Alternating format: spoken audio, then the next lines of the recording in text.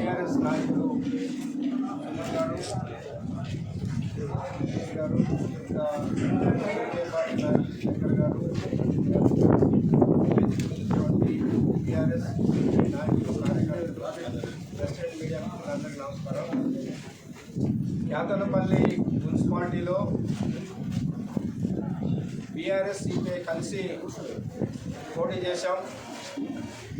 కావాల్సినటువంటి స్పష్టమైన majority TRS 10, సిపిఐకి నాకు 14 వచ్చింది. 22 స్థానాలలో 14 స్థానాలు మాకుంటే కూడా మరి చైర్మన్ పదవి ఎన్నిక కాకుండా కాంగ్రెస్ పార్టీ అధికారాన్ని అడ్డం పెట్టుకొని ఆఫ్ చేయించడం అనేది తెలిసింది. అందరూ కూడా ప్రజలందరూ కూడా దీన్ని గ్రహిస్తూ ఉన్నారు. ఇవాళ స్పష్టమైన మెజార్టీ ఉన్నప్పుడు ఎన్నిక కాకుండా చేయడం అంటే ప్రజాస్వామ్యాన్ని అపహాస్యం చేసినట్టే. అంతేకాకుండా మా మహిళా సోదరి మనల్ని కూడా ఆ రోజు కౌన్సిల్లో అవమానపరిచే పద్ధతుల్లో ప్రవర్తించారు. ఇది కాంగ్రెస్ పార్టీకి వాళ్ళ నాయకత్వానికి తగినటువంటిది కాదు. సరే, ఏదేమైనప్పటికీ కూడా మనకు తెలుసు, గత 15-20 రోజులుగా అనేక ప్రచారాలు పత్రికలలో కావచ్చు, లేకపోతే అక్కడెక్కడ సోషల్ మీడియాలో కావచ్చు వస్తూ ఉన్నాయి. ఎవరు ఏమైనప్పటికీ కూడా మేము ఆనాడే చెప్పాం, మేము ఏదైతే కలిసి పోటీ చేశామో చివరికంటూ కూడా కలిసే ఉంటాం, భవిష్యత్తులో కూడా కలిసే పనిచేస్తామని కూడా చెప్పాం ఆనాడే. అదే పద్ధతుల్లో ఈ కేతనపల్లి మున్సిపాలిటీలో తప్పనిసరిగా చివరికంటూ మేము కలిసి నిలబడతాం. ఇప్పుడే సుమన్ గారు చెప్పినట్టుగా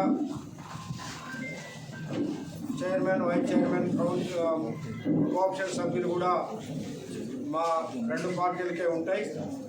చైర్మన్గా మేము మొదటి నుంచి కూడా బీఆర్ఎస్కే చెప్పాము. ఇప్పుడు కూడా దానికే వారు కూడా వైస్ చైర్మన్ అప్పుడు ప్రకటించారు సిపిఐకి ఇస్తామని. చాలా సంతోషపడ్డాం. మాకు తక్కువే సీట్లు ఉన్నప్పటికీ కూడా పొత్తు ధర్మంగా వారు ఇస్తున్నందుకు మేము కూడా సంతోషించాం. అట్లనే భవిష్యత్తులో కూడా కలిసి ఉంటామని. అయితే చాలా దుర్మార్గమైనటువంటి విషయం ఏంటంటే, ఒక చిన్న విషయాన్ని సాగ్గా తీసుకొని నాన్ వేరియబుల్ సెక్షన్ పెట్టి సుమన్ గారిని ఇంకా చాలామంది నాయకులని 2-3 సిపిఐ సంబంధించినటువంటి కార్యకర్తలు కూడా పెట్టారు, నాయకులు కూడా పెట్టి ఏంటంటే ఒక భయభ్రాంతులకు గురి చేసి ఈ లోపల కాంగ్రెస్ పార్టీకి డబ్బు ఉంది, అధికారం ఉంది కాబట్టి ఏ విధంగానైనా మభ్యపెట్టి చేజిక్కించుకోవాలనే ఒక ప్లాన్ తోటే ఈ యొక్క కుట్ర చేసి ఈ కేసు పెట్టారు. వాళ్ళు ఈ కేసు కాదు, ఇంకా ఏం చేసినా కూడా ఎట్టి పరిస్థితుల్లో మేమందరం కలిసే చివరికంటూ ఉంటామని చెప్పేసి కూడా మరొకసారి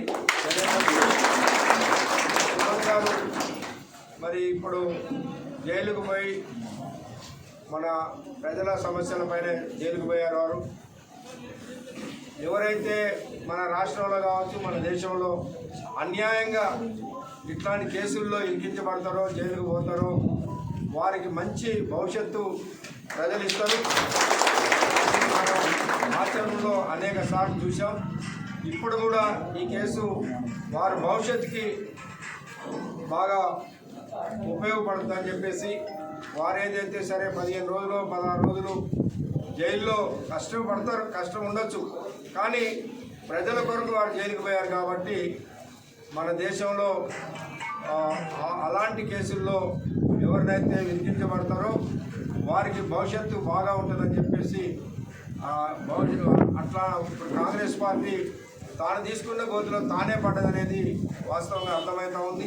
సరే, ఏదేమైనప్పటికీ కూడా మన కేతనపల్లి ప్రజలు ఇచ్చిన తీర్పు ప్రకారం కట్టుబడి ఉంటే అది ప్రజాస్వామ్యం.